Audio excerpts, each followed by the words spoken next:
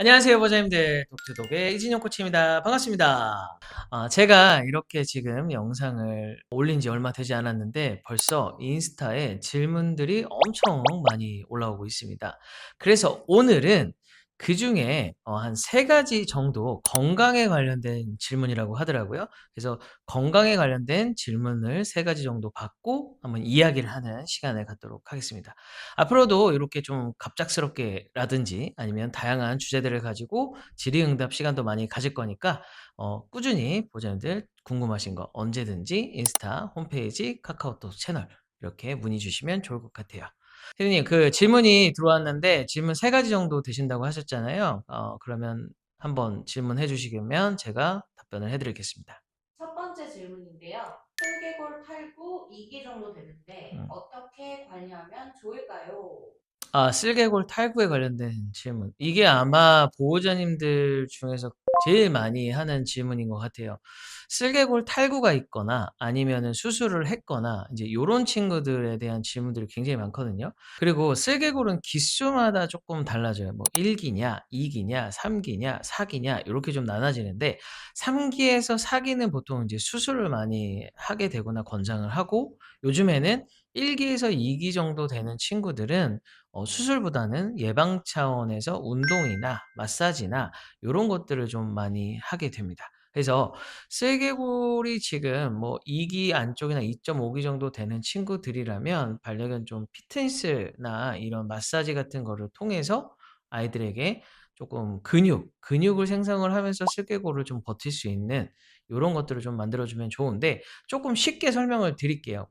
쓸개골 같은 경우는 탈구가 된다고 표현을 하거든요. 그래서 우리가 인제 손으로 요렇게 보면 요 가운데에 있는 게 쓸개골이라고 인제 생각을 하시면 됩니다. 그래서 요 옆에 있는 근육들이 요렇게 쓸개골을 잡아주고 있는 건데, 얘가 힘이 없고 빠지다 보니까 얘가 이렇게 툭 하고 튀어나와서 왼쪽이나 오른쪽, 그러니까 바깥쪽이나 안쪽으로 이게 빠지게 되는데, 쓸개골은요 유전이 80%가 넘는 거 알고 계신가요? 거의 대부분의 70-80%는 다 유전인데, 내측 안쪽으로 빠지는 슬개골 탈구는 거의 다 유전이고요.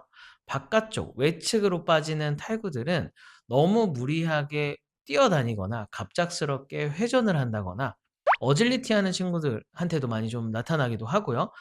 아니면 너무 막 공놀이를 많이 하는 친구들, 요런 친구들한테도 많이 나타나는데, 어쨌든 갑작스럽게 탈구가 된 게 아니라면 대부분 아이들이 유전적인 영향이기 때문에 근육을 많이 키워 줌으로써 슬개골이 탈구가 되는 거를 예방을 할 수가 있습니다. 그래서 반려견들도 어쨌든 동물이고 근육량이 굉장히 중요해요. 그쵸?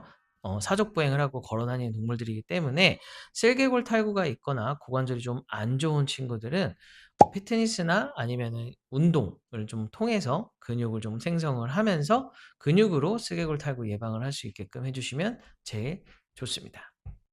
두 번째 음. 질문 드릴게요. 우리 강아지는 적게 먹고 산책도 하는데 살이 안 빠지는 것 같다. 왜 살이 음. 안 빠질까요? 살에 관련된 다이어트에 관련된 질문 진짜 많아요. 뭐 저도 인제 상담을 많이 하니까 실제로 이렇게 오시면 다들 똑같은 얘기를 많이 해서 우리 애는 안 먹는데 살도 안 빠지고, 뭐 얘는 하루에 산책을 막 2-3 시간씩 하는데도 살이 안 빠지고 도대체 왜 그럴까요?"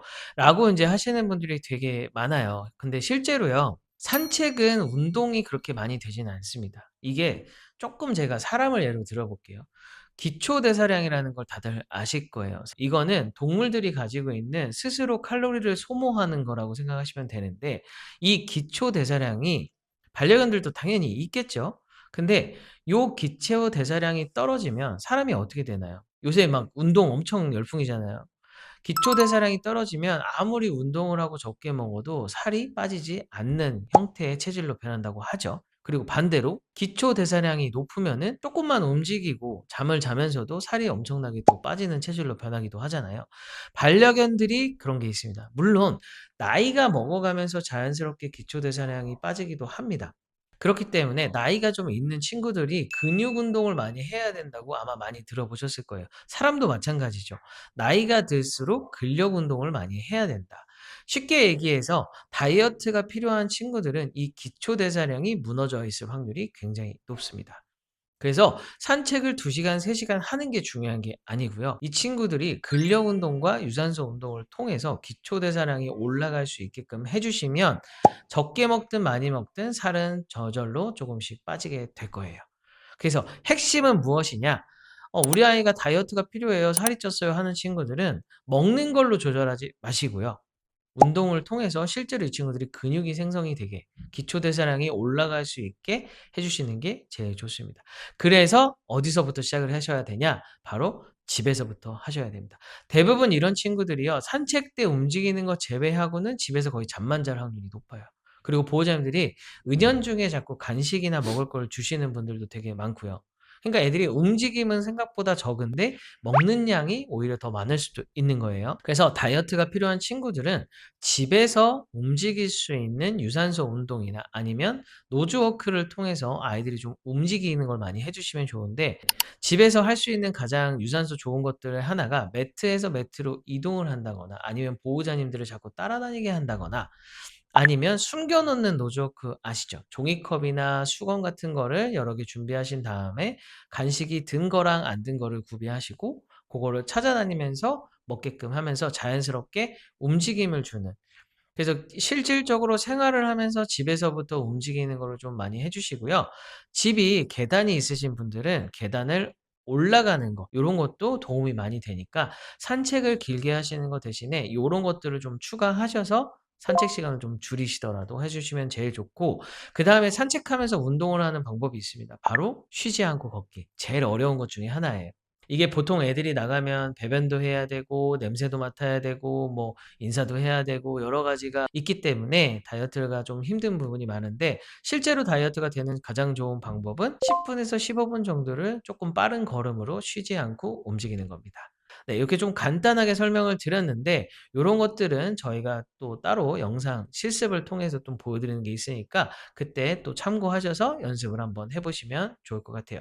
자, 그럼 피디님 마지막 질문 한번 가 볼까요? 그러면 말씀하신 내용을 접목해 봤을 때 음. 독투독에서 독 피트니스를 받는 게 되게 좋을 것 같은데 이 독 피트니스는 몇 살부터 시작하는 것이 좋고 진행했었을 때 어떤 장점이 있을까요? 이 질문도 상당히 좀 많이 받는 질문 중에 하나입니다. "언제부터 도대체 해야 되느냐?" 아니면 뭐 "수술을 좀 하고 나신 다음에 언제부터 좀 운동을 다시 시작할 수 있느냐?" 요런 질문들이 상당히 많습니다. 교과서적으로 나와 있는 걸로 보면은 8 개월이 지난 후부터 하라고 돼 있는데, 제가 좀 권장드리는 거는 한 7 개월, 6 개월, 7 개월부터는 자세를 좀 만드는 운동들을 하시면 좋아요. 그러니까 흔히 하는 보호자님들이 앉아나 엎드려 이런 것들 많이 시키잖아요. 앉아, 엎드려, 서 정도를 어릴 때부터 쪼끔 자세를 잡아가는 거를 해 주시면 8 개월에서 1 년이 지난 후에는 좀 강도 있는 근력 운동이라든지 요런 것들을 같이 병행을 해 주시기가 쪼끔 좋습니다. 그래서 어릴 때부터 자세가 틀어지지 않고 올바른 자세가 될 수 있게끔 해 주시는 게 진짜 중요하거든요. 그래서 "언제부터 하면 좋을까요?"라고 하면 제 생각에는 한 7-8 개월 정도 됐을 때부터는 자세를 만드는, 밸런스를 잡는 요런 기초적인 운동을 해 주시면 되게 좋을 것 같고, 수술을 한 친구들은요 일단 마사지를 먼저 받으시면 좋아요. 그래서 다리를 좀 접었다 핀다든가 기능을 회복하는 운동들을 먼저 하시면 좋거든요. 그래서 보통 이제 근력 운동이나 좀 센 운동들은 한 2달 정도 있다가 시작하시는 걸 권장을 드리는데, 그전에 수술하시고 나서 한 3 주나 4주 정도 있다가부터는 스트레칭이나 관절을 늘렸다 폈다 하는 운동이나 마사지 요런 것들을 통해서 먼저 가동 범위나 가지고 있는 자각도, 신체를 자각하는 능력이나 요런 것들을 하나씩 살려주면서 점점 강도가 높은 운동을 하시는 게 좋습니다. 그리고 "반려견 운동을 왜 시켜요?"라고 인제 하는 분들도 굉장히 많으시죠. 이건 또 반대로 생각하면 똑같아요. 지금은 예전하고 달라진 게 뭐냐면 굉장히 많은 정보와 필요한 것들이 많잖아요. 예전에는 반려견 운동하면은 거의 대부분 어질리티만 생각하시거나 원반 이런 것들을 좀 많이 생각을 하셨을 텐데, 그런 것들은 일시적으로 이제 사람으로 치면 약간 단시간 안에 체력을 끌어다 쓰고 끝나는 이런 운동이라고 보시면 되세요. 그래서 지구력이 있거나 지속적인 운동을 하기가 쪼끔 어려운 운동들이거든요. 그리고 요것들은 좀 재미나 흥분을 유발할 수 있는 운동이기 때문에 스포츠라고 인제 명시가 되는 거고요. 반려견들한테 필요한 거는 스포츠, 그러니까 우리 애가 스포츠독이 아니기 때문에 워킹을 하거나 일을 하는 게 아니고 쉽게 얘기해서 집에서 있는 친구들이기 때문에 그렇게까지 막 되게 엄청난 에너지를 소모하는 것보다는 집에서 흔히 할 수 있는 운동들이 애들 건강에 좋은 겁니다. 반려견들은 나이가 들면서 퇴화를 하죠. 사람도 이제 나이가 들면서 퇴화하는 것처럼 사족 보행을 하다 보니 뒷다리나 뒤쪽 근육이 좀 많이 빠지기 시작을 해요. 그러다 보니까 슬개골이나 고관절에 이슈가 생기는 거고, 좀 살집이 있거나 살이 좀 찐 친구들은 디스크에 영향이 있는 거거든요. 그래서 "운동을 하면 뭐가 좋냐?"라고 하면 슬개골 탈구 예방, 그다음에 디스크, 그다음에 고관절, 요런 것들에 대한 이슈에 대한 예방이나 근력 향상, 그다음에 신체적으로 건강해지고 정신적으로도 좀 안정감이 생기고요. 그다음에 애들이 굉장히 좋아합니다. 활동을 하는 걸 굉장히 좋아하기 때문에 움직이고 이런 걸 너무 좋아하고, 거길 통해서 맛있는 걸 먹고 그걸 통해서 신뢰관계를 많이 쌓을 수가 있기 때문에 보호자님들이 반려견하고 함께 운동도 하고 놀이도 하고 이런 것들을 같이 함께 해 주시면 좋을 것 같아요. 네. 그래서 중요한 건 뭐냐, 쪼끔 이제 간단하게 설명을 드릴게요. 반려견 운동을 했을 때 어디에 좋은지. 반려견 운동을 하면 반려견들의 심리적인 안정과 건강 관리, 보호자분들과의 관계 형성, 신뢰를 쌓는 데 굉장히 좋고요. 일단 반려견들이 맛있는 걸 먹고 어떤 움직임을 하기 때문에 스트레스 해소에도 굉장히 많이 도움이 됩니다. 그래서 반려견 운동에 대해서 관심을 좀 많이 가져 주시고 함께 한번 해 보시면서 재미를 한번 찾아가시면, 산책도 물론 너무 좋고 하지만 우리가 매일 또 산책을 하기가 어려운 분들도 계시고요. 날씨에 따라서 산책을 못하는 날도 있으시잖아요. 그래서 대체로 집에서 할 수 있는 것들이고 실내에서 운동을 할 수 있는 거기 때문에 어디를 가지 않더라도 집에서 충분히 할 수 있는 이런 운동들은 함께 해 주시면 너무 좋을 것 같아요. 그래서 운동은 필수, 이렇게 생각해 주시면 좋을 것 같습니다. 질문들 너무 감사드리고요. 앞으로도 다양한 질문들, 그런 것들을 해소하는 시간 가질 거고 많이 많이 질문해 주시면 감사하겠습니다. 네, 잊지 않으시겠죠? 구독과 좋아요는 필수입니다. 그러면 다음 시간에 또 만나도록 하겠습니다. 안녕.